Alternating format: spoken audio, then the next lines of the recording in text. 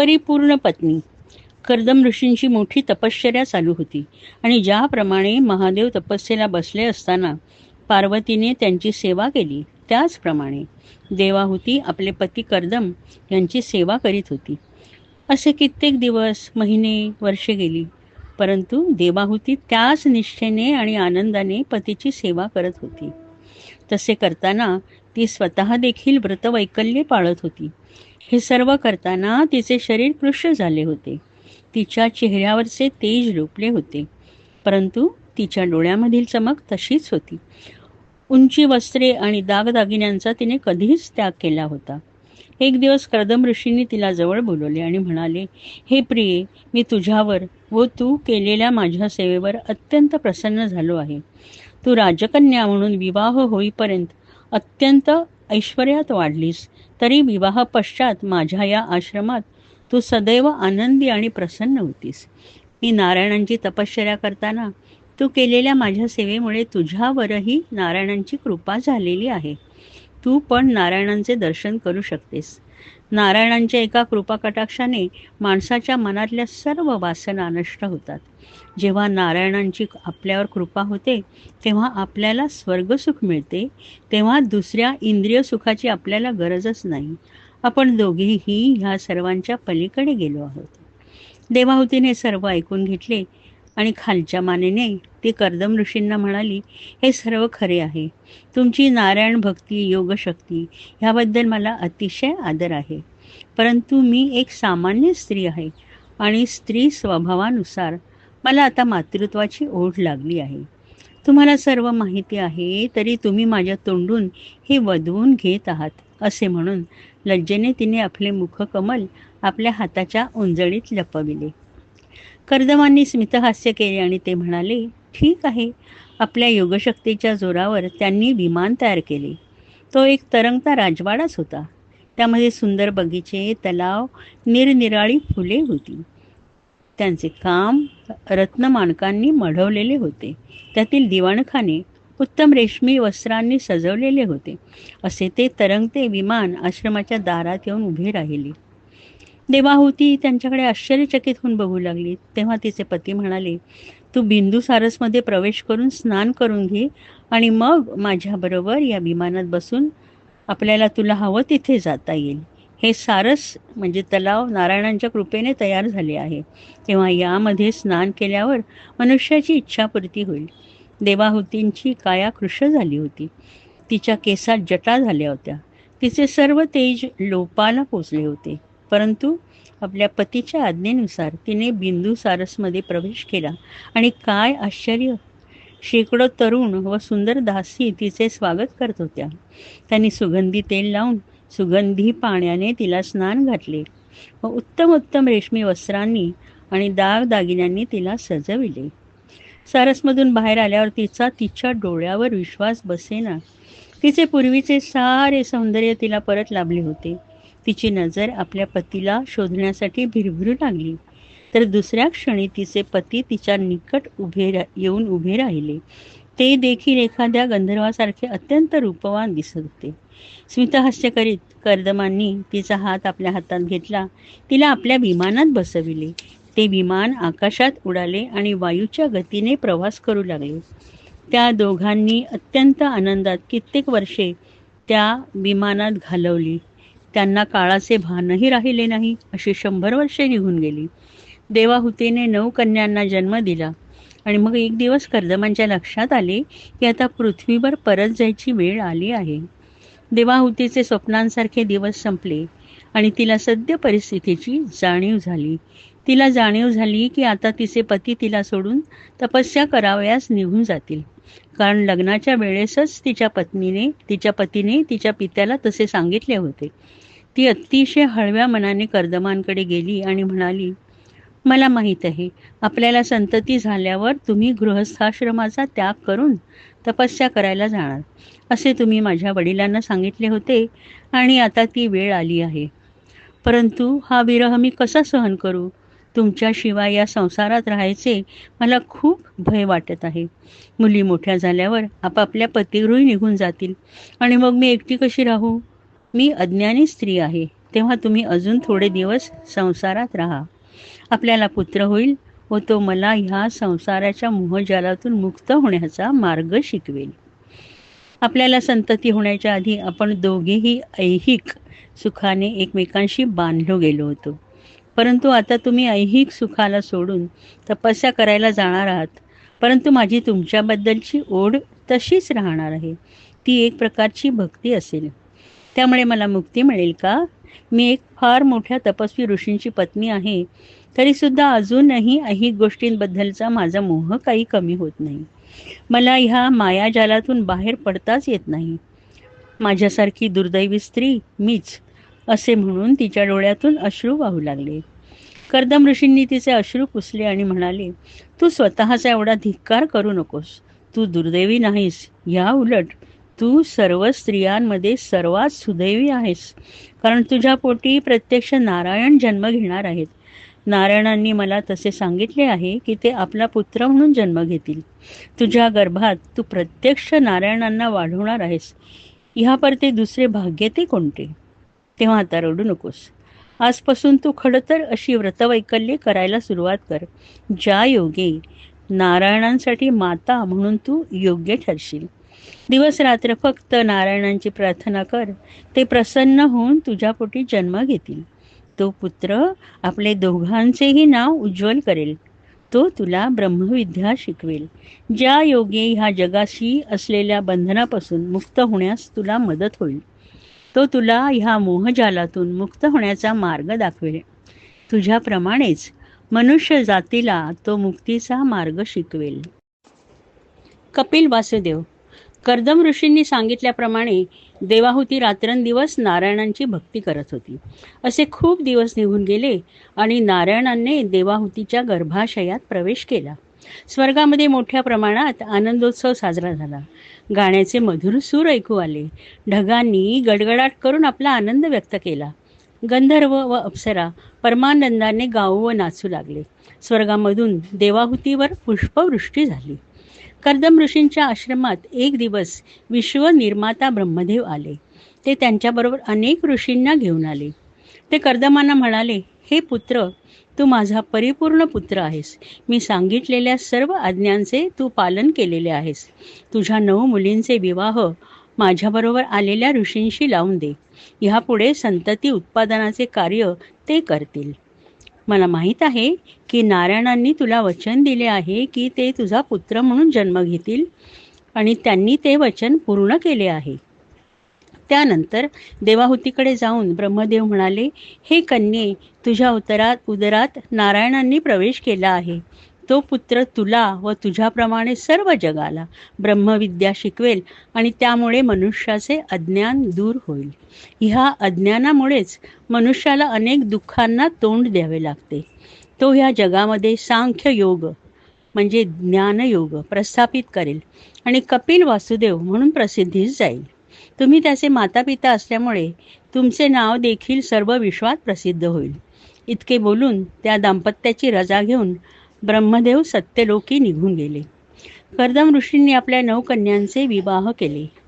कला, मारीची, अनुसूया, अत्री, श्रद्धा, अंगिरस, अवभू, पुलत्स्य, क्रिया, ऋतू, ख्याती, भृगु, गती, पुलह, अरुंधती, वसिष्ठ आणि शांती, अथर्व.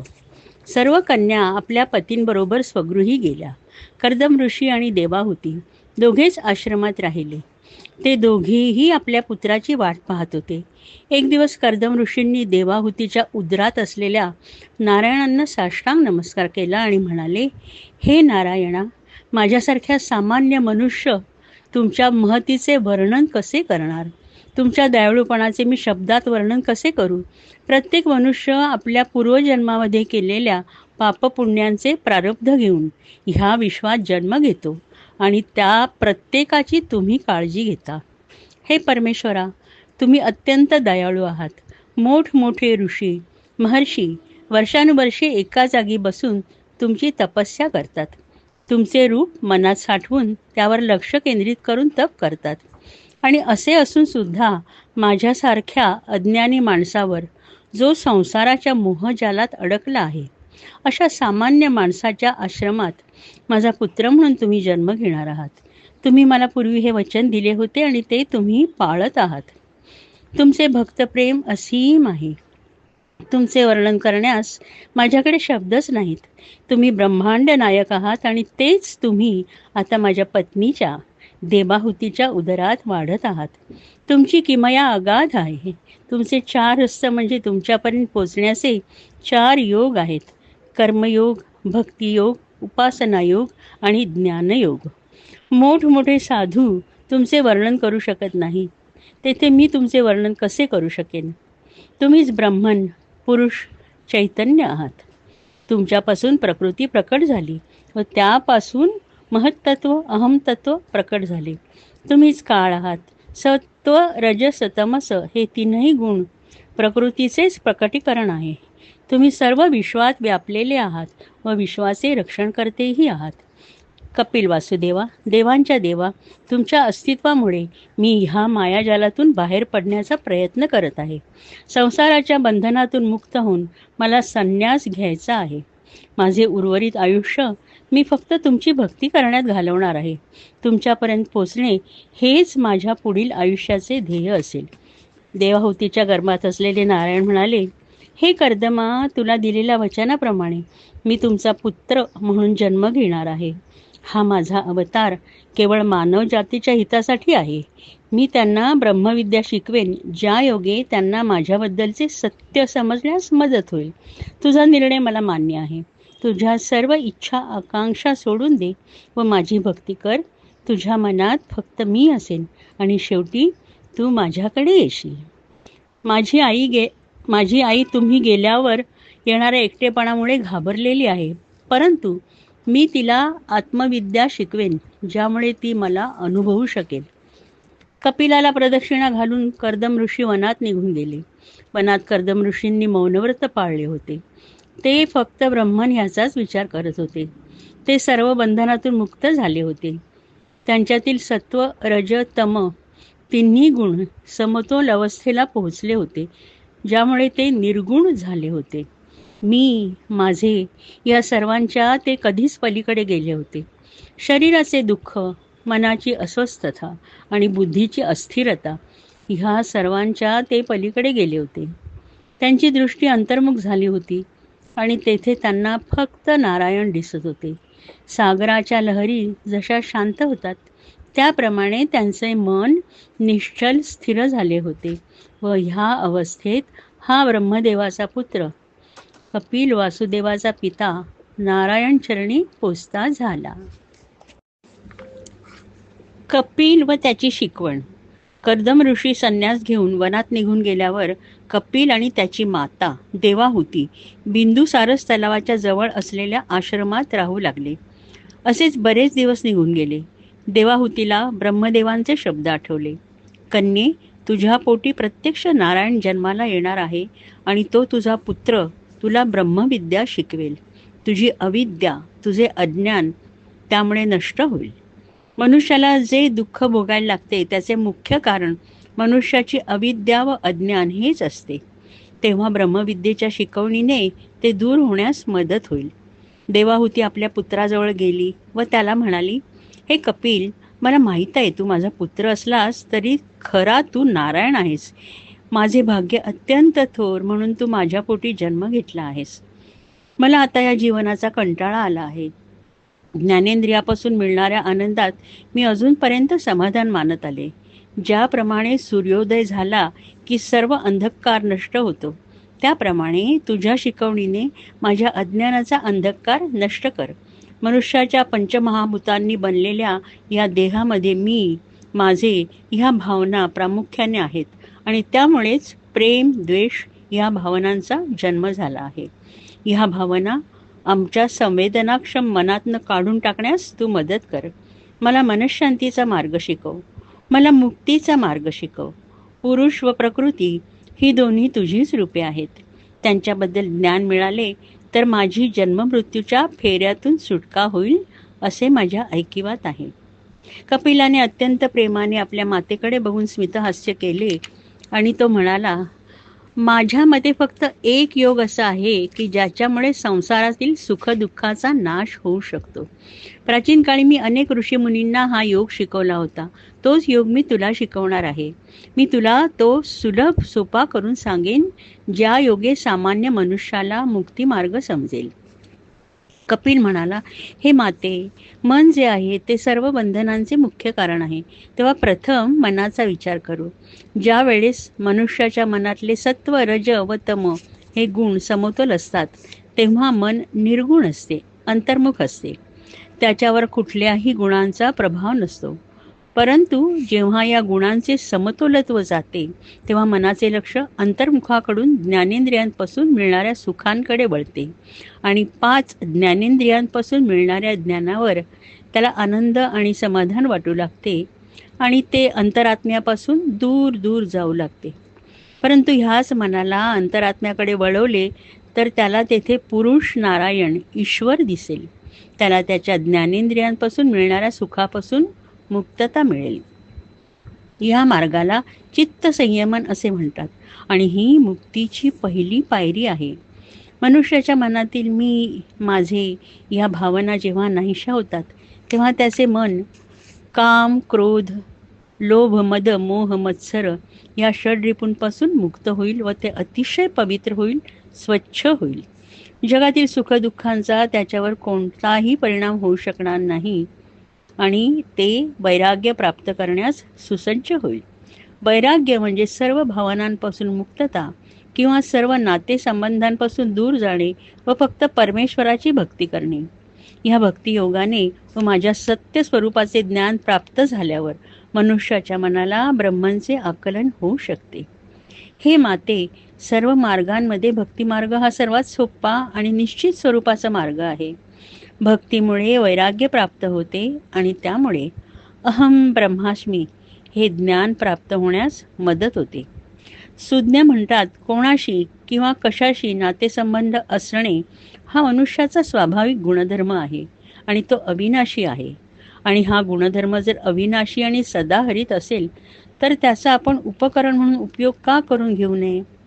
त्याच्या योगे आपण मुक्तिमार्गाकडे जाऊ शकतो. हा नातेसंबंध जरूर असू दे, कारण तो अविनाशी गुणधर्म आहे.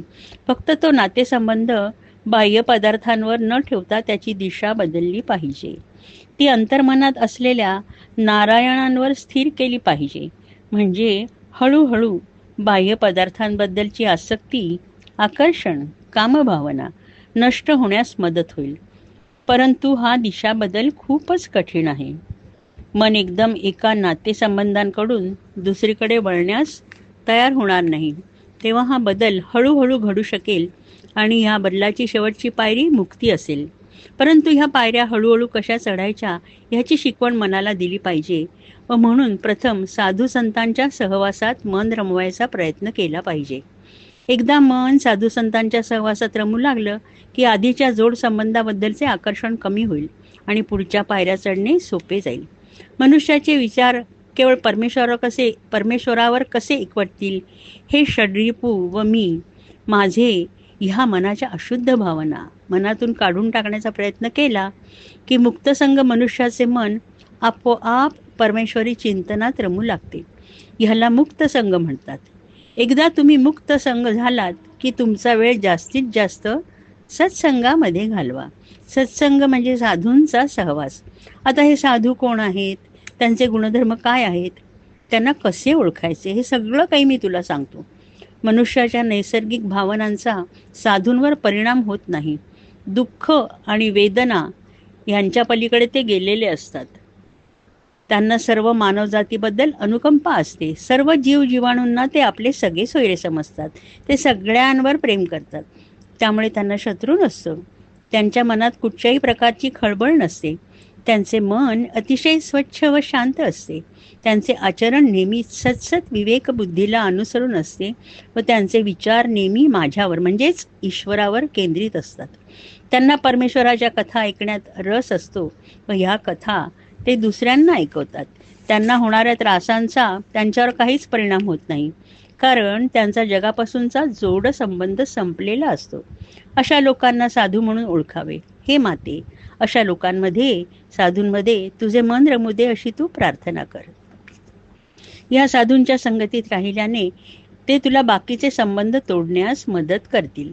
साधू संतांच्या सहवासात राहिलीस तर माझ्याबद्दलच्या अनेक कथा तुझ्या कानावर पडतील व त्यामुळे तुला सतत आनंद मिळत राहील. ह्या आनंदामुळे तुला सतत माझ्याबद्दल कुतूहल वाटत राहील. माझ्याबद्दल विचार करण्यात तुझं मन रमू लागेल आणि हळूहळू फक्त माझ्याबद्दलचे विचारच तुझ्या मनात येत राहतील. त्यालाच माझ्याबद्दलची भक्ती असे म्हणता येईल. सत्संगापासून श्रद्धा निर्माण होते, श्रद्धेपासून भक्ती निर्माण होते आणि एकदा माझ्याबद्दल मनामध्ये भक्ती निर्माण झाली की हळूहळू ज्ञानेंद्रियांपासून मिळणाऱ्या सुखांचा वीट यायला लागतो. पूर्वी ज्या वस्तूंबद्दल आकर्षण वाटायचे ते आता राहत नाही. पूर्वी ज्या गोष्टींमध्ये मन रमायचे ते आता रमत नाही. कुठल्या मार्गाने मी परमेश्वराचे चिंतन करू शकेन हे शोधण्याचा जास्तीत जास्त प्रयत्न मनुष्याचे मन करू लागते. अशा प्रकारे बंधमुक्त झालेला मनुष्य अत्यंत कळकळीने मुक्तीसाठी आणि मोक्षासाठी प्रयत्न करू लागतो. त्याची बुद्धी अतिशय तीक्ष्ण होते आणि त्याला कुठलेही पाश नको असतात. माझ्या म्हणजेच परमेश्वराच्या चरणांपाशी तो संपूर्ण शरणागती पत्करतो. देवाहुती हे सर्व अत्यंत मनोभावे ऐकत होती. ती कपिलला म्हणाली, हे परमेश्वरा, माझ्यासारखी अज्ञानी स्त्री जिने कधी वेदांचा अभ्यास केला नाही, तुझ्याबद्दलचे सत्य जाणण्यासाठी, तुझ्यापर्यंत पोचण्यासाठी तिने कोणता मार्ग शिकायचा? तेव्हा कपिल म्हणाला, हे माते, भक्तियोग, भक्तिमार्ग तुला माझ्यापर्यंत पोचवेल. साधू संत जे फक्त माझ्या सेवेत मग्न असतात, ज्यांचा संबंध केवळ माझ्याशी असतो, ते मला प्रिय असलेले वर्तन करतात. ते फक्त माझ्याबद्दल, माझ्या कथांबद्दल बोलत असतात. त्यांना मुक्तीची इच्छा नसते. ते माझ्या चिंतनात इतके आनंदी असतात की त्यांच्या मनात फक्त माझी मूर्ती असते. त्यांना स्वर्ग, मुक्ती कशाचीच गरज वाटत नाही. अशा माझ्या भक्तांना त्यांनी मागितली नाही तरी मी मुक्ती देतो. माझ्या भक्तांचा मी कधीही नाश होऊ देत नाही. कालचक्र हे माझे भयंकर शस्त्र आहे, पण त्याचाही परिणाम या भक्तांवर होऊ शकत नाही, कारण ते माझ्याशी इतके एकरूप होऊन जातात की मी हेच त्यांचे सर्वस्व असते. ते पुत्राप्रमाणे माझ्यावर प्रेम करतात. ते मला त्यांचा मित्र, गुरु, हितचिंतक समजतात. त्यांना माहीत असतं की जगातील प्रत्येक क्रिया माझ्या इच्छेनुसार होत असते आणि त्यांचा माझ्यावर इतका गाढ विश्वास असतो की त्यांना कशाचीच भीती वाटत नाही. माझ्या भीतीमुळे वारा वाहतो, सूर्य उगवतो, मावळतो, पाऊस पडतो, अग्नी प्रज्वलित होतो. यम प्रत्येकावर लक्ष ठेवून असतो, कारण या सर्व क्रिया मी त्यांना नेमून दिलेल्या आहेत.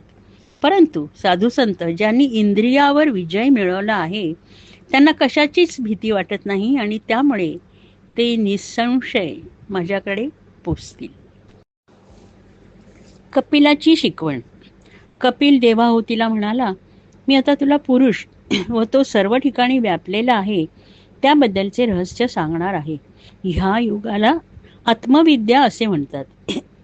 ती तुम्ही आत्मसात केली तर त्या योगे मुक्ती मिळू शकते. ही विद्या आत्मसात झाली तर आपोआप तुमचे सर्व संभ्रम दूर होतील. तुमच्या देहातला जो आत्मा असतो तोच पुरुष किंवा परमात्मा असतो. तो निर्गुण, निराकार व स्वयंप्रकाशित असतो. तो प्रत्येकात, प्रत्येक अणुरेणूत व्यापलेला असतो. तो शाश्वत आहे. प्रकृती ही माया आहे, ती अशाश्वत आहे. ती दोन प्रबळ घटकांनी बनलेली आहे, आवरणशक्ती, विक्षेपशक्ती. मायेमधील सत्व, रज, तम हे तीनही गुण समतोल अवस्थेत असतात तेव्हा त्या स्थितीला निर्गुण म्हणतात. जेव्हा कालचक्र फिरते तेव्हा गुणांचा समतोलपणा निघून जातो. प्रथम रजोगुण प्रकट होतो, त्यानंतर सत्व आणि तम प्रकट होतात. जेव्हा हे तीन गुण क्रिया किंवा कृती दाखवू लागतात तेव्हा आवरण शक्ती व विक्षेप शक्ती सुद्धा आपले अस्तित्व दाखवू लागतात. यावेळेस पुरुषाचे एक प्रतिबिंब तयार होते, त्याला जीवात्मा असे म्हणतात. ह्या जीवात्म्यावर मायेचे आवरण तयार होते आणि तो स्वतःबद्दलचे सत्य विसरून जातो. आपणच पुरुष किंवा ईश्वर किंवा ब्रह्मन आहोत हे तो विसरून जातो. ह्याला अविद्या असे म्हणतात. अविद्येबरोबरच विक्षेप शक्ती सुद्धा अस्तित्वात येते व मनाची खळबळ सुरू होते. ह्यालाच माया असे म्हणतात. त्यामुळे जे काल्पनिक आहे तेच माणसाला सत्य वाटू लागते. आवरणशक्ती, विक्षेपशक्ती ह्यामुळे अविद्या, अज्ञान, माया निर्माण होतात आणि जीवात्मा स्वतःबद्दलचे सत्य विसरून या काल्पनिक जगात खोल खोल गुंतत जातो. पुरुषाचे जे मूळ स्वरूप असते त्यावर प्रकृतीचा कोणताही परिणाम होत नाही. ह्या मायाजालातून मुक्त व्हायचे असेल तर माते भक्ती योग हा सर्वात उत्तम मार्ग आहे. सतत ईश्वराचे चिंतन कर, नामस्मरण कर, भक्ती कर. ही भक्तीच तुला ज्ञान आणि वैराग्य प्रदान करेल. त्यासाठी तुला दुसरे काहीच करावे लागणार नाही. तू परमेश्वरावर इतके प्रेम कर की दुसऱ्या कोणाच्या प्रेमाची तुला आवश्यकताच वाटणार नाही. तुझ्यामध्ये एक प्रकारची विरक्ती निर्माण होईल. जेव्हा भक्ताच्या हे लक्षात येतं, त्याच्या आयुष्याचे ध्येय म्हणजे फक्त नारायणाशी पोचणे आहे आणि त्याला कळकळीने जाणवतं की नारायण हेच एक सत्य आहे, बाकी सर्व मिथ्या आहे, तेव्हा त्याचे सर्व अज्ञान व अविद्या नष्ट होतात. जीवात्म्याला ज्ञात होते की तो ब्रह्मनपासून किंवा पुरुषपासून वेगळा नसून तो स्वतःच ब्रह्मन आहे, स्वतःच पुरुष आहे. ह्या योगाला ज्ञानयोग असे म्हणतात. भक्ती योगाने ज्ञानयोगाची प्राप्ती होते. हे माते, मी तुला परमेश्वराकडे पोहोचवण्याचे वेगवेगळे मार्ग शिकवले आहेत. त्यातला कुठलाही मार्ग तू मनोभावे स्वीकारलास आणि कळकळीने त्या मार्गाने जाऊ लागलीस की तुला मुक्ती मिळण्यास मदत होईल. देवाहुतीचा अंत. कपिलांचे कार्य संपले होते. सांख्य युगाचा प्रसार आपल्या मातेमार्फत करण्याचे त्यांचे कार्य संपुष्टात आले होते आणि तो आता तिथून निघून जाण्यास स्वतंत्र होता व त्याप्रमाणे त्याने आपल्या मातेचा निरोप घेतला. देवाहुतीने आपले उर्वरित आयुष्य आपल्या पुत्राच्या शिकवणीप्रमाणे जगायला सुरुवात केली. ती आश्रमातच राहू लागली. ती वारंवार बिंदुसारस तलावात स्नान करत असे. त्यामुळे तिचे मूळचे काळे कुरळे केस करडे, गुंतागुंत झालेले व निर्जीव दिसू लागले. अनेक व्रतवैकल्ये करून तिची तनु क्षीण होऊन गेली. ती वृक्षांच्या सालीची वस्त्रे वापरू लागली व कपिलांनी प्रत्यक्ष नारायणाने शिकवलेला योग करू लागली. तिच्याकडे जे काही होते त्या सगळ्याचा तिने त्याग केला. ह्या मोहजालातून सुटका मिळवण्याचा मार्ग तिला तिच्या पुत्राने शिकवला होता, परंतु तरीही तिला तिच्या पतीची व पुत्राची आठवण येतच होती. ती रात्रंदिवस आपल्या पुत्राचे, कपिलाचे सुंदर रूप नजरेसमोर आणत होती. त्यामुळे तिचे चित्त हळूहळू शांत होऊ लागले व एखाद्या अखंड वाहणाऱ्या झऱ्याप्रमाणे तिचे विचार फक्त नारायणांच्या रूपावर एकत्रित होऊ लागले. ती अष्टांग योग करू लागली. तिचे मन ब्रह्मांमध्ये रमू लागले. तिची अविद्या नष्ट झाली, कारण तिने खूप मोठे तप केले. अविद्येबरोबर तिचे सर्व दुःख आणि वेदनाही नष्ट झाल्या. ती स्वतःचे शरीर व शरीराचे कार्य हे काही सर्व विसरून ब्रह्मी स्थितीला पोचली. ज्या ठिकाणी ती ब्रह्मी स्थितीला पोचली ती जागा तीर्थक्षेत्र झाली. तिने त्यागलेल्या तनूची पवित्र नदी तयार झाली. देवसुद्धा पवित्र होण्यासाठी ह्या नदीचा उपयोग करू लागले. ह्या तीर्थक्षेत्राला सिद्धपद असे म्हणतात. जीवनमुक्त झालेल्या सर्वांमध्ये ती श्रेष्ठ ठरली, कारण तिला प्रत्यक्ष नारायणाने शिकवण दिली होती. कपिल आपल्या आईचा निरोप घेऊन निघाल्यावर उत्तर पश्चिम दिशेकडे चालू लागले. सिद्ध, चरण, गंधर्व सर्व त्यांची भक्ती करू लागले. समुद्र देवाने अर्घ्य व पाद्य देऊन त्यांची भक्ती केली व आपल्या अथांग सागरात अतिशय शांत जागा त्यांना तप करण्यासाठी दिली. स्कंध 4. यज्ञ आकृतीचा पुत्र. स्वयंभुव मनुला 3 कन्या व 2 पुत्र होते. कन्यांची नावे अकुती, प्रसूती व देवाहुती. पुत्रांची नावे प्रियव्रत व उत्तानपाद. आकुतीच्या पतीचे नाव होते ऋषी रुची. आकुतीचा विवाह पुत्रिका धर्म ह्या पद्धतीने केला होता. पुत्रिका धर्म म्हणजे मनुष्याला मुलगा नसेल व फक्त मुलीच असतील तर एखादा चांगला वर बघून मुलीचा विवाह करून देतात आणि विवाहाच्या वेळेस त्या वरास असं सांगतात की माझ्या या कन्येला, जिला बंधू नाही, तिला तुला अर्पण करतो व तिला जो पुत्र होईल तो तुझा असेलच, पण माझाही पुत्र असेल. स्वयंभू मनूला 2 पुत्र होते, तरी त्याने आकुतीचा विवाह ह्या पद्धतीनेच केला होता. रुची हे महान ऋषी होते व नारायणांचे फार मोठे भक्त होते. त्यांना व आकुतीला 2 अपत्ये होती, एक कन्या व एक पुत्र. पुत्र म्हणजे नारायणांचा अवतार होता. तो यज्ञाचे मानव रूप होता म्हणून त्याचे नाव यज्ञ ठेवले होते आणि कन्येचे नाव दक्षिणा होते. ती लक्ष्मीचा अवतार होती. मनूला खूप आनंद झाला की नारायणांनी त्यांचा पुत्र म्हणून जन्म घेतला होता. ते यज्ञाला स्वतःच्या घरी घेऊन आले. दक्षिणा रुची व आकुती यांच्या घरी राहिली. त्यानंतर यज्ञ व दक्षिणा यांचा धार्मिक पद्धतीने विवाह झाला. त्यांना 12 पुत्र झाले. स्वयंभू मन्वंतरामध्ये यज्ञाचे 12 पुत्र सुरेश्वर होते. मारीची व इतर 6 ऋषी सप्तर्षी होते. यज्ञ हा नारायणाचा व इंद्राचाही अवतार होता. प्रियव्रत व उत्तानपाद हे मनुपुत्र होते व आकुती, प्रसूती व देवाहुती ह्या मनुकन्या होत्या. प्रियव्रत पत्नी बहिर्ष्मती, 10 पुत्र 1 कन्या, ज्येष्ठ पुत्र अग्नित्र, कन्या ओजस्वती. उत्तानपाद पत्नी सुनीती, पुत्र ध्रुव, सुरुची पुत्र उत्तम. आकुती पती ऋषी, रुची पुत्र यज्ञ, प्रसूती पती दक्ष प्रजापती, 16 कन्या. देवाहुती पती कर्दम ऋषी, 13 कन्या व 1 पुत्र कपिल. देवाहुतीचा विवाह कर्दम ऋषींशी झाला होता व त्यांना 9 कन्या व कपिल हा पुत्र होता. सर्वात मोठी कला हिचा विवाह मारीशी ऋषींशी झाला होता व त्यांचा एक पुत्र म्हणजे कश्यप होते. कन्येचे नाव पूर्णिमा होते. श्रद्धेचा विवाह अंगिरस ऋषींशी झाला होता. त्यांच्या पुत्राचे नाव बृहस्पती होते. हवीरभूचा विवाह पुलत्स्य ऋषींशी झाला होता. त्यांच्या पुत्रांची नावे अगस्त्य व विर्षवस अशी होती. विर्षवसच्या पुत्राचे नाव कुबेर होते. त्याच्या दुसऱ्या पत्नीच्या कैकसीच्या मुलांची नावे रावण, कुंभकर्ण व विभीषण होती. क्रतूची भार्या क्रिया यांना वल्लखिल्यास नावाचा ऋषीपुत्र होता. ख्यातीच्या पतीचे नाव भृगु ऋषी होते.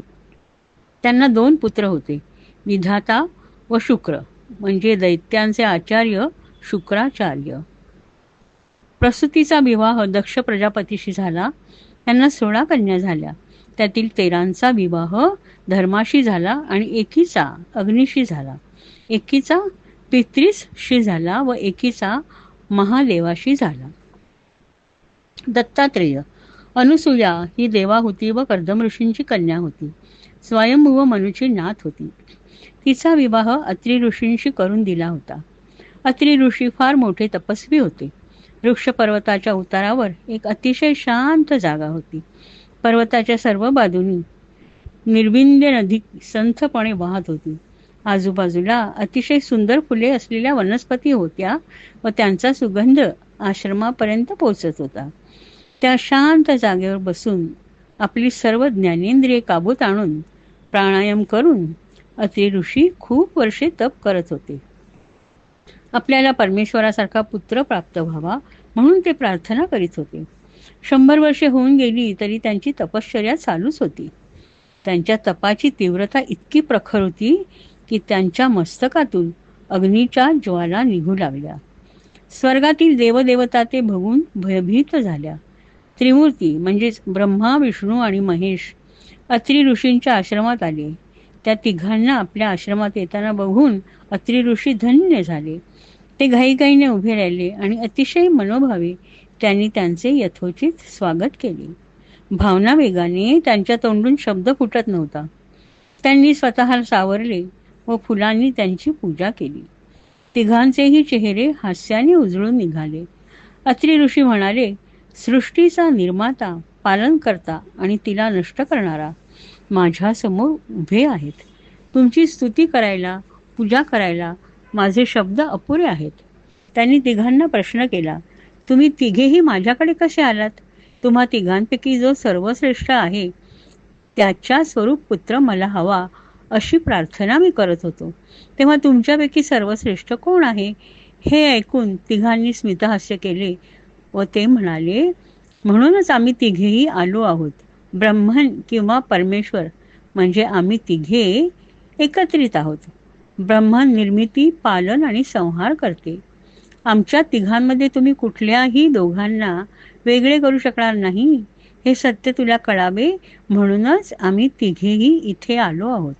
तुला 3 मुलगे होतील व प्रत्येकामध्ये आमच्यातील एकाचा अंश असेल. विश्वात त्याची प्रसिद्धी होईल आणि त्यामुळे तुमचे नावही मोठे होईल. ब्रह्माचा अंश असलेला जो पुत्र अत्री ऋषींना झाला तो चंद्र होय. विष्णूचा अंश असलेला पुत्र म्हणजे दत्त आणि महादेवाचा अंश असलेला पुत्र म्हणजे दुर्वास. दक्षाचा क्रोध. एकदा मारीची ऋषी आणि त्यांच्याबरोबर अनेक मोठमोठ्या ऋषींनी ब्रह्मसत्र नावाचा मोठा यज्ञ करायचे ठरविले. ह्या यज्ञासाठी अनेक मोठमोठे साधू, ऋषी, देवदेवता, स्वर्गातील अनेक विभूती हजर होते. ह्या यज्ञासाठी ब्रह्मदेव व महादेवही उपस्थित होते. ब्रह्मदेव दक्षाचा पिता होते आणि दक्षाची एक कन्या सती हिचा विवाह महादेवांशी झाला होता. यज्ञ चालू असताना दक्ष प्रजापतीने यज्ञशालेमध्ये प्रवेश केला. तो सूर्याप्रमाणे तेजस्वी दिसत होता व त्याच्या आगमनाने सर्व यज्ञशाला उजळून निघाली. तो आल्याबरोबर सर्वजणांनी उभे राहून त्याला अभिवादन केले. फक्त 2 जण उठून उभे राहिले नाहीत, एक ब्रह्मदेव आणि दुसरे महादेव. दक्षाने आपले पिता ब्रह्मदेव यांच्या चरणाची धूळ आपल्या मस्तकास लावली व त्यांचा आशीर्वाद घेऊन त्यांच्या परवानगीने दक्ष स्थानापन्न झाला. त्याला महादेवांचा अतिशय राग आला, कारण इतरांबरोबर महादेवाने त्याला अभिवादन केले नव्हते. महादेव म्हणतात, दक्षाने यज्ञशालेत प्रवेश केल्यावर सगळ्यांनी उठून अभिवादन केले. मी केले नाही, कारण मनुष्य जेव्हा उभा राहून दुसऱ्याला आदराने अभिवादन करतो तेव्हा त्याला वेगळा अर्थ असतो. आदर मनुष्याच्या शरीराचा न करता त्याच्यामध्ये असलेल्या पुरुषाला म्हणजेच आत्म्याला केला जातो.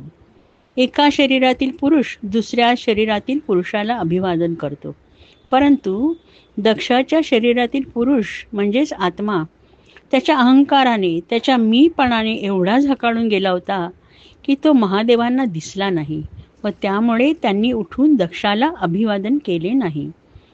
दक्षाला या वर्तणुकीचा अत्यंत संताप आला. त्याचा भयंकर अपमान झाला असं त्याला वाटू लागले. क्रोधाने त्याचे डोळे लालबुंद झाले व त्याने अतिशय वाईट शब्दांमध्ये महादेवांची निर्भत्सना करण्यास सुरुवात केली. तो म्हणाला, महादेव माझ्या मुलीचा पती आहे आणि त्याने उठून मला अभिवादन करायला हवं होतं. त्याने तुम्हा सर्वांसमोर माझा घोर अपमान केला आहे. ब्रह्मदेवांच्या सांगण्यावरून माझी कन्या सतीचा विवाह मी याच्याशी करून दिला, ह्या गोष्टीचा मला पश्चाताप होत आहे. असे म्हणून दक्षाने हातात जल घेतले व महादेवाला शाप देण्यास सुरुवात केली. तो म्हणाला, इतर सर्व देवांप्रमाणे ह्या यज्ञातला हवीस म्हणजे अर्पण केलेले अर्घ्य महादेवाला मिळणार नाही. असा शाप देऊन तो रागारागाने आपल्या घरी निघून गेला. महादेवांचा एकनिष्ठ भक्त नंदिकेश्वर दक्षावर अतिशय क्रोधित झाला. महादेवांची फार मोठी निर्भत्सना झाली होती. नंदी रागारागाने उठला व म्हणाला, दक्ष इतका महामूर्ख आहे की त्याने महादेवांचे खरे स्वरूप ओळखलेच नाही. तो अतिशय दुर्दैवी आहे. त्याच्यावर महादेवांची कधीच कृपा होऊ शकणार नाही. असा मनुष्य म्हणजे प्राण्यासमान आहे, जो केवळ खाण्यापिण्यासाठी जगत असतो. दक्ष म्हणजे बुद्धी नसलेल्या बोकडासारखा आहे. ह्यापुढे त्याचे मस्तक बोकडाचे असेल. असा शाप दक्षाला देऊन नंदिकेश्वर पुढे म्हणाला, जे ऋषीमुनी दक्ष महादेवांची निर्भत्सना करत असताना व महादेवांना शाप देत असताना मौन धरून होते, तेही दुःख भोगतील. दक्षाचे हे सर्व अनुयायी जन्ममृत्यूच्या अनेक फेऱ्यांमधून जातील. ते ब्रह्मांपासून दूर जातील व स्वतःचे खरे अस्तित्वच विसरून जातील. ते कर्मकांड विधी यामध्ये इतके मग्न होतील की त्यांचा तपस्वी स्वभाव, शिस्त सर्व काही विसरून जातील. ते त्यांच्या केलेल्या खोट्या स्तुतीला भुलतील आणि जगाच्या मायाजालात गुरफटून पडतील. हा शाप मी दक्षाच्या सर्व अनुयायांना देत आहे. त्यानंतर सर्व ऋषींचे प्रमुख भृगु ऋषी उठून उभे राहिले. ते नंदिकेश्वरावर अतिशय क्रोधित झाले. त्यांनी महादेवाच्या अनुयायांना शाप देण्यास सुरुवात केली. जे महादेवांची भक्ती करतील त्यांना पाखंडी म्हटले जाईल. ते वेदांना विरोध करतील. ते वाईट मार्गांनी भक्ती करतील. त्यामुळे ते लोकांमध्ये अप्रिय होतील. त्यांच्यामध्ये त्रिगुणातील सर्वात वाईट तमोगुण असेल आणि ते समाजाच्या विरुद्ध वागतील. महादेव, जे एवढा वेळ निमूटपणे सर्व ऐकत होते, ते अत्यंत दुःखी होऊन उठले व यज्ञशाळेच्या बाहेर चालू लागले. त्यांच्याच मागोमाग त्यांचे सर्व अनुयायी निघून गेले. हा सत्र याग ठरल्याप्रमाणे 1000 वर्षांनी पूर्णत्वास गेला. त्यानंतर सर्वजण ज्यांनी हा यज्ञ करण्यात भाग घेतला होता ते अतिशय समाधानी होऊन पवित्र मनाने गंगा यमुनेच्या संगमावर गेले आणि तिथून आपापल्या आश्रमात निघून गेले. कैलासामधील संघर्ष. ब्रह्मसत्र यज्ञाच्या वेळेस दक्ष आणि महादेव यांच्यामध्ये जो प्रसंग घडला होता त्याला बरीच वर्षे उलटली होती. ब्रह्मदेवांनी दक्षाला सर्व प्रजापतींचा प्रमुख म्हणून नेमले होते. प्रजापती म्हणजे ब्रह्मदेवांनी स्वतःपासून निर्माण केलेले त्यांचे पुत्र. त्यामुळे दक्षाचा अहंकार आणि उद्धटपणा अधिकच वाढला होता. महादेवांबद्दल तिरस्कार दाखवण्यासाठी त्यांनी बृहस्पती सव नावाचा यज्ञ करायला सुरुवात केली. ह्या यज्ञासाठी अनेक ब्रह्मर्षी, देवर्षी, पित्री, देवदेवता उपस्थित होते. सती म्हणजे दक्षाची कन्या व महादेवांची पत्नी हिच्या कानावर ह्या यज्ञाची बातमी आली. तिचे पिता तो यज्ञ करीत होते. अनेक स्त्री पुरुष उंची वस्त्रालंकार घालून ज्या जागी तो यज्ञ होत होता त्या दिशेने जात होते. ते सर्व बघून सती महादेवांकडे गेली आणि म्हणाली, तुमचे सासरे म्हणजेच माझे पिता मोठा यज्ञ करत आहेत. मला तिकडे जाण्याची खूप इच्छा आहे. मी कित्येक वर्षात माझ्या आईला आणि माझ्या भगिनींना भेटले नाही. ह्या निमित्ताने माझी सर्वांची भेट होईल. तुम्ही मला तिकडे घेऊन जाल का? आपल्याला जरी आमंत्रण नसले तरी आपल्या गुरुच्या वडिलांच्या मित्रमैत्रिणींच्या घरी जाण्यासाठी आमंत्रण कशाला हवे? कृपया माझ्यावर दया करा आणि मला तिकडे घेऊन जा. मला खूप आनंद होईल. महादेवांनी खिन्नपणे आपल्या पत्नीकडे पाहिले, कारण ती जे मागत होती ते देणे त्यांना शक्यच नव्हते. दक्षाने केलेली निंदा, निर्भत्सना त्यांना आठवली. ते सतीला म्हणाले, हे प्रिये, तुझ्या पित्याच्या घरी आमंत्रण नसताना जाण्याला माझी हरकत नसती जर ते सामान्य साधे असते. परंतु ते गर्वाने इतके फुगून गेले आहेत की आपण तिकडे गेलो तर आपले आदरातिथ्य तर होणार नाहीच, उलट आपला अपमान होईल. तुझ्या वडिलांकडे अनेक सद्गुण आहेत. ते तपस्वी आहेत, श्रीमंत आहेत, देखणे आहेत, उच्च कुळातले आहेत. एखाद्या मनुष्यामध्ये हे सर्व गुण म्हणजे अलंकारांसारखे आहेत. परंतु तुझ्या पित्याला ह्या सर्व गुणांचा इतका गर्व झालाय की अहंकार ह्या एका दुर्गुणामुळे सर्व सद्गुण झाकोळून गेलेले आहेत. आपल्या जवळच्या माणसाकडून झालेल्या अपमान शत्रूने सोडलेल्या बाणांपेक्षाही जास्त वेदना देतो. तुझ्या वडिलांचे तुझ्यावर प्रेम आहे, परंतु ते माझा तिरस्कार करतात. फार पूर्वी ब्रह्मसत्र यज्ञाच्या वेळेस त्यांनी सर्वांसमोर माझी निर्भत्सना केली होती व मला यज्ञातला हवीस मिळणार नाही असा शाप दिला होता. ते जरी तुझे पिता असले तरी माझ्याशी त्यांनी शत्रुत्व पत्करले आहे आणि त्यांच्याबरोबर त्यांच्या सर्व अनुयायांनी सुद्धा माझ्याशी शत्रुत्व पत्करले आहे. आणि तू माझी पत्नी असल्यामुळे त्यांच्या किंवा त्यांच्या अनुयायांच्या दृष्टीस तू पडू नयेस अशी माझी इच्छा आहे. इतका वेळ सती निमूटपणे महादेवांचे सर्व बोलणे ऐकत होती, परंतु तिला त्यांचे काही बोलणे पटलेले दिसत नव्हते. तिच्या मनात काय विचार चालले आहेत याची महादेवांना कल्पना आली, परंतु त्यांना आपल्या मताशी ठाम राहायचे होते. त्यांनी परत तिला समजवायचा प्रयत्न केला. ते म्हणाले, तू माझ्या सांगण्याकडे दुर्लक्ष करून तिथे गेलीस तर त्याचे परिणाम काही चांगले होणार नाहीत. तुझ्यासारख्या स्वाभिमानी आणि भावनाशील व्यक्तीचा स्वतःच्या माणसांकडून अपमान झाला तर तो मृत्यूपेक्षाही भयंकर असेल आणि तो तुला सहन होणार नाही. मी तुला परत ही सूचना करतोय, कारण तू तिथे दक्षांची कन्या म्हणून न जाता महादेवाची पत्नी म्हणून जात आहेस. सती अत्यंत दुःखी झाली. महादेव तिला परत परत न जाण्याविषयी सांगत होते आणि त्यांच्या इच्छेविरुद्ध ती तिथे गेली तर त्याचे परिणाम फार वाईट होतील हे सुद्धा सांगत होते. तरी सुद्धा तिचे मन मात्र यज्ञशाला व आपल्या प्रियजनांकडे धावत होते. ती तिच्या घरामध्ये सतत आत बाहेर करत होती. महादेव काहीही न बोलता तिचे वर्तन बघत होते. सतीला महादेवांचा खूप राग आला. आपली इतकी इच्छा आपला पती पूर्ण करू शकत नाही याचे तिला खूप वाईट वाटले आणि रागही आला.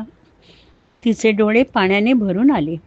शेवटी तिच्यातल्या स्त्रीने विजय मिळवला आणि पतीची पर्वा न करता यज्ञशालेत जाण्याचा निर्णय तिने घेतला. ती एखाद्या बाणासारखी महादेवांकडे न बघता यज्ञशालेकडे निघून गेली. महादेवांचे सेवक तिच्या मागोमाग गेले व त्यांनी तिला एका तेजस्वी बैलावर बसवले आणि ते सर्व यज्ञशालेकडे निघून गेले. महादेव अत्यंत दुःखी अंतःकरणाने एकटेच बसून राहिले. सतीचे आत्मदहन. सती महादेवांच्या इच्छेची पर्वा न करता दक्षाने सुरू केलेल्या यज्ञाच्या यज्ञशालेकडे निघाली. तिला लांबूनच वेदमंत्रांचे घोष ऐकू येऊ लागले. ती जवळ आल्यावर तिला दिसू लागले की सर्व यज्ञशाला अनेक महर्षी, देवदेवता, गंधर्व, सिद्ध, चरण ह्या सर्वांनी गजबजून गेली आहे. तिने प्रवेश केल्यावर तिला वाटले ही यज्ञशाला जणू काही स्वर्गाप्रमाणे चमचमत आहे. तिने सर्वांवर एक दृष्टिक्षेप टाकला आणि नंतर आपल्या पित्याकडे दक्ष प्रजापतीकडे नजर टाकली. दक्षाने तिच्याकडे बघितले व तिच्या अस्तित्वाची अजिबात दखल सुद्धा घेतली नाही. तिथे असलेल्या कोणालाही दक्षाचा विरोध करून तिचे स्वागत करण्याची हिंमत झाली नाही. फक्त तिची माता आणि तिच्या भगिनींनी तिला जवळ घेऊन आपला आनंद व्यक्त केला. तिने त्या सर्वांकडे दुर्लक्ष केले. तो सर्व प्रकार पाहून तिला जाणीव झाली की ह्या यज्ञाचा प्रसाद महादेवांना मिळणार नाही. हा यज्ञ करण्याचा मूळ हेतू महादेवांचा अपमान करणे हाच होता. महादेवांनी यज्ञशालेत काय घडेल याची तिला पूर्ण कल्पना दिली होती. तरी तिच्या मूर्खपणामुळे तिने त्यांच्या बोलण्याकडे दुर्लक्ष करून स्वतःचाच हट्ट खरा केला होता. त्यांच्या डोळ्यातील दुःखद भावना तिच्या नजरेसमोर आली आणि ती संतापाने पेटून निघाली. तिच्या डोळ्यातून क्रोधाग्नीच्या ज्वाळा निघू लागल्या. ती इतकी क्रुद्ध झाली होती की तिच्या ओठातून शब्दही फुटत नव्हते. तिची सर्व काया जणू ज्वालेसारखी दिसू लागली. ती अत्यंत क्रोधाने दक्षाला म्हणाली, तुम्ही माझे पिता असलात तरी मूर्ख आहात. सर्व विश्वात ज्यांच्यासारखा दुसरा कोणीही नाही अशा महादेवांशी तुम्ही वैर धरलेला आहे. ह्या जगात 5 प्रकारची माणसे बघायला मिळतात. एक सगळ्यात खालच्या दर्जाची, ज्यांना दुसऱ्या माणसातले फक्त दुर्गुणच दिसतात. त्यांना दुसऱ्या माणसात एकही चांगला गुण दिसत नाही. दुसरे थोडे मध्यम दर्जाचे, ज्यांना दुसऱ्यातले दुर्गुण दिसतात परंतु काही सद्गुणही दिसतात. आणि तिसऱ्या प्रकारचे जे असतात त्यांना दुर्गुण व सद्गुणातील फरक समजतो. ते समंजसपणे त्यांचा स्वीकार करतात. त्यांच्यापेक्षाही वरच्या दर्जाचे असतात. ते दुर्गुणांकडे दुर्लक्ष करतात व फक्त सद्गुणांकडे लक्ष देतात. पण सर्वात जे उच्च दर्जाचे असतात ते मनुष्यामध्ये दुर्गुण आहेत याचा स्वीकारच करत नाहीत. एखादा लहानसा सद्गुण असला तरी ते त्याची स्तुती करतात. हे दक्षा, तुम्ही तर सर्वात खालच्या दर्जाच्या मनुष्याहूनही खालच्या दर्जाचे आहात. कारण नसलेले दुर्गुण तुम्ही पाहत बसता. माझे महादेव तुमच्या या वर्तनाकडे दुर्लक्ष करतात.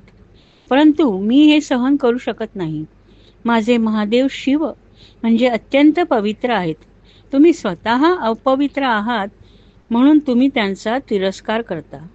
माझ्या असे ऐकिवात आहे की जर परमेश्वराची कोणी निर्भत्सना करत असेल तर भक्ताला अत्यंत राग येतो व तो अपमान करणाऱ्याला शिक्षा देतो व तसे शक्य नसेल तर तिथून निघून जातो. ज्यामुळे परमेश्वराबद्दलचे वाईट शब्द त्याच्या कानावर पडणार नाहीत. खऱ्या भक्ताला आपल्या परमेश्वराचा केलेला अपमान ऐकून जगायची इच्छाच राहत नाही. जो माझ्या महादेवांशी एवढे वैर करतो त्या पापी मनुष्याची मी कन्या आहे ह्याची मला शरम वाटत आहे. ह्यापुढे दक्षयानी म्हणजेच दक्ष कन्या म्हणून मला जगायची इच्छा नाही. माझ्या या कायेची जिच्यामध्ये तुमचा अंश आहे तिची मला घृणा वाटत आहे. मी आता ह्या कायेचा त्याग करते. सती काहीही न बोलता खाली बसली व तिने स्वतःचे डोळे मिटून घेतले आणि ती गाढ योगतंद्रीत गुंग झाली. सर्वजण तिच्याकडे बघत होते. तिने अग्निदेवाची प्रार्थना केली आणि त्याला स्वतःच्या शरीरात प्रवेश करण्याची विनंती केली. एका क्षणात तिच्या शरीराचे ज्वलन झाले आणि तिथे राखेचा ढीग तयार झाला. महादेवांचा कोप. सतीने स्वतःचे दहन करून घेतले हे बघितल्यावर तिच्याबरोबर आलेले महादेवांचे सेवक अतिशय क्रोधित झाले आणि आपल्या महाराणीच्या मृत्यूचा सूड घेण्यासाठी ते दक्षाच्या अंगावर धावून गेले. भृगु ऋषींनी हे बघितले आणि त्यांनी यज्ञातल्या अग्नीमध्ये त्याला दाखवलेला नैवेद्य टाकून जे ह्या यज्ञात विघ्न आणतील त्यांना नष्ट करण्याची प्रार्थना केली. त्या यज्ञातून हजाराहून जास्त ऋभू बाहेर पडले आणि त्यांनी महादेवांच्या सेवकांशी युद्ध करून त्यांना पळवून लावले. मध्यरात्री नारद मुनी महादेवांकडे गेले आणि त्यांनी यज्ञशालेमध्ये काय झाले व सतीच्या आत्मदहनाची कथा महादेवांना सांगितली. त्याचप्रमाणे भृगूंच्या सामर्थ्याने प्रथम गणांना म्हणजेच महादेवांचे सेवक यांना कसे पळवून लावले तेही निवेदन केले. महादेवांना त्यात विशेष नवल वाटले नाही. असं काहीतरी घडणार याची त्यांना कल्पना होती. त्यांच्या सर्व दुःखांचे रूपांतर अत्यंत क्रोधात झाले. त्यांनी रागारागाने आपल्या केसातील एक जटा उपटली आणि जमिनीवर फेकली. त्या जटेतून वीरभद्र नावाचा अग्नीसारखा दिसणारा अवतार उत्पन्न झाला. त्याचे रूप भयंकर होते आणि तो एवढा अवाढव्य होता की तो पृथ्वीपासून स्वर्गापर्यंत पोचत होता. त्याला 1000 हात होते. तो एखाद्या अवाढव्य काळ्या कुट्ट ढगासारखा दिसत होता आणि त्याच्या डोळ्यातून अग्नीच्या ज्वाळा बाहेर पडत होत्या. त्याच्या गळ्यामध्ये कवट्यांची माळ होती.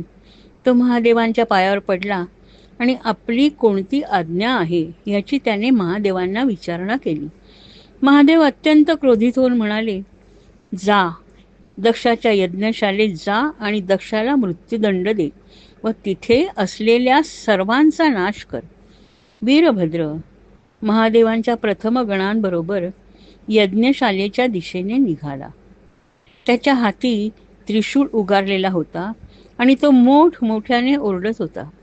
त्या सर्व प्रकाराने यज्ञशालेतील लोक अतिशय घाबरून गेले. प्रचंड मोठी वावटळ येते की प्रलय होतोय त्यांना काहीच समजेना. दक्षाची पत्नी प्रसूती हिला मात्र काहीतरी भयंकर घडणार ह्याची कल्पना आली होती. सतीचा यज्ञशालेत झालेला अपमान आणि तिचे आत्मदहन ह्यावर महादेव अत्यंत क्रोधित होणार हे तिला माहीत होतं आणि महादेवांच्या महतीविषयी तिला शंकाच नव्हती. थोड्याच क्षणात वीरभद्र व सर्व प्रथम गणांनी यज्ञशालेला घेरून टाकले. सर्वजण धास्तावून गेले आणि सैरावैरा पळू लागले. मणिमानाने जाऊन भृगु ऋषींना बंदिस्त केले. वीरभद्राने आपल्या प्रचंड मोठ्या हातांनी दक्षाला पकडले. चंडिकेश्वराने पुषणला पकडले. नंदिकेश्वराने भागांना बंदिस्त केले. वीरभद्राने भृगु ऋषींच्या मिशा उपटून टाकल्या भागाने सतीकडे आपल्या भुवया उडवून दुर्लक्ष केले होते. त्यांनाही त्यांच्या वर्तनाची शिक्षा मिळाली. त्यांचे दोन्ही डोळे नष्ट करण्यात आले. पहिल्या यागात महादेवांचा जेव्हा अपमान झाला होता तेव्हा पुषण हसला होता. तेव्हा महादेवांच्या अनुयायांकडून त्याचे सर्व दात नष्ट झाले. त्यानंतर वीरभद्र दक्षाच्या छातीवर बसला आणि आपल्या त्रिशूळाने त्याचे शिर धडापासून वेगळे करण्याचा प्रयत्न करू लागला. परंतु त्यात त्याला यश येईना. तेव्हा त्याच्या लक्षात आले की दक्ष यज्ञाचे जे पुण्यकर्म करीत होता त्यामुळे त्याला सर्व शस्त्रांपासून संरक्षण मिळाले होते. वीरभद्राने हाताने दक्षाचे शिर शरीरापासून वेगळे केले व यज्ञामध्ये आहुती म्हणून टाकून दिले. सर्व यज्ञशालेचा विध्वंस करून वीरभद्र आणि महादेवाचे सेवक कैलासात निघून गेले. महादेवांची क्षमाशीलता. यज्ञशालेमध्ये झालेल्या प्रचंड रणकंदनातून जे वाचले होते ते ब्रह्मदेवाकडे गेले व त्यांच्यावर आलेल्या संकटाची त्यांनी ब्रह्मदेवांना कल्पना दिली. त्या यज्ञाला महादेवांना निमंत्रण नव्हते. उलट महादेवांचा अपमान करण्यासाठी दक्षाने तो यज्ञ करायला सुरुवात केली होती. म्हणून ब्रह्मदेव व विष्णू दोघेही ह्या यज्ञाला उपस्थित नव्हते. त्या सर्व ऋषींनी देवांनी ब्रह्मदेवांना यज्ञशालेत काय झाले याची इत्थंभूत माहिती दिली. तेव्हा ब्रह्मदेव म्हणाले, तुम्हा सर्वांना माहीत होतं की दक्ष महादेवांचा अपमान करण्यासाठी हा यज्ञ करत आहे. ती अत्यंत चुकीची गोष्ट होती. हे जाणून सुद्धा तुम्ही सर्वांनी दक्षाला साथ दिलीत. हे अत्यंत वाईट कृत्य तुमच्या हातून घडले. आता केवळ महादेवांच्या चरणावर डोकं ठेवून त्यांची क्षमा याचना करणे एवढेच तुमच्या हातात आहे. महादेवांवर फार मोठा अन्याय झालेला आहे. दक्षामुळे त्यांची प्रिय पत्नी सती हिने आत्मदहन केले आहे. त्या क्रोधातून ते अजूनही बाहेर आलेले नाहीत आणि त्यांचा क्रोध शांत झाला नाही तर सर्व विश्वाचा नाश होईल. तेव्हा त्यांच्याकडे जाऊन त्यांना शांत करण्याचा प्रयत्न करा. ब्रह्मदेव व त्यांच्याबरोबर अनेक ऋषी व राजे महादेवांच्या निवासस्थानी कैलासावर पोचले. तो अत्यंत मनोहर देखावा होता. पर्वताच्या समोर अलका नावाचे नगर होते जिथे कुबेर राज्य करत होता. समोर मोठे मानसरोवर होते ज्यामध्ये सौगंधिका नावाची कमळे तरंगत होती. नंदा व अलकनंदा ह्या दोन नद्या अलका नगरीच्या बाजूने वाहत होत्या. तिथे एक विशाल बडाचा वृक्ष होता आणि त्या वृक्षाच्या खाली महादेव हातात जपाची माळ घेऊन तप करत होते. ब्रह्मदेव महादेवांच्या जवळ गेले. त्यांच्याबरोबर सर्व देव आणि ऋषी हात जोडून उभे होते आणि अत्यंत मृदू आवाजात त्यांनी महादेवांची स्तुती करायला सुरुवात केली व त्याबरोबर क्षमा याचना करायला सुरुवात केली. महादेव आपल्या योगनिद्रेतून जागे झाले व ब्रह्मदेवांना समोर बघून अत्यंत नम्रपणाने त्यांनी त्यांना वंदन केले. ब्रह्मदेवांनी स्मितहास्य करून त्यांचा स्वीकार केला आणि म्हणाले, हे महादेवा, मानव जातीबद्दलचा हा क्रोध तुम्ही आता शांत करा आणि ह्या अज्ञानी लोकांच्या दोषांकडे दुर्लक्ष करून त्यांना क्षमा करा आणि दक्षाने सुरू केलेला यज्ञ त्यांना पूर्णत्वास नेऊन द्या. ज्या यजमानांनी तुम्हाला यज्ञातला हवीस नाकारला होता त्यांना क्षमा करा आणि या सर्व अपंगांना परत त्यांचे मूळ रूप मिळवून द्या. महादेवांनी सर्वाकडे बघून स्मितहास्य केले व म्हणाले, यज्ञात भाग घेतलेल्या तुम्हा कोणावर माझा राग नाही, परंतु दक्षाला त्याच्या अहंकारीपणाची आणि उद्धटपणाची शिक्षा मिळायलाच हवी होती. त्याबरोबरच त्याच्याबरोबरच्या अनेकांना शिक्षा झाली. दक्ष परत जिवंत होईल, परंतु त्याचे शिर बोकडाचे असेल, कारण तो नंदिकेश्वराने त्याला दिलेला शाप होता. तो कधीच खोटा ठरणार नाही. दक्षाच्या मनातील अहंकार जाऊन ते आता स्वच्छ होईल व जे कोणी अपंग झाले होते त्यांचे अपंगत्व जाऊन ते पूर्ववत होतील. ब्रह्मदेवांनी महादेवांना त्यांच्याबरोबर यज्ञशालेत येण्याची विनंती केली आणि महादेवांनी ती मान्य केली व ते सर्वजण यज्ञशालेत गेले. दक्ष जणू काही गाढ झोपेतून उठला व त्याला आपल्यासमोर ब्रह्मदेव, महादेव व इतर अनेक देव दिसले. महादेवांबद्दल सर्व राग त्याच्या मनातून निघून गेला होता. त्याचे मन एखाद्या सरोवराप्रमाणे शांत झाले होते. महादेवांना बघून त्याला आपल्या प्रिय कन्येची सतीची आठवण आली व त्याचे डोळे अत्यंत दुःखाने भरून आले. तो महादेवांना म्हणाला, मी तुमचा अपमान केला, परंतु अत्यंत मोठ्या मनाने तुम्ही मला क्षमा केलीत. तुम्ही व नारायण ह्यांना मानवजातीबद्दल इतके प्रेम आणि आस्था आहे की तुम्ही त्यांना नेहमीच क्षमा करत आला आहात.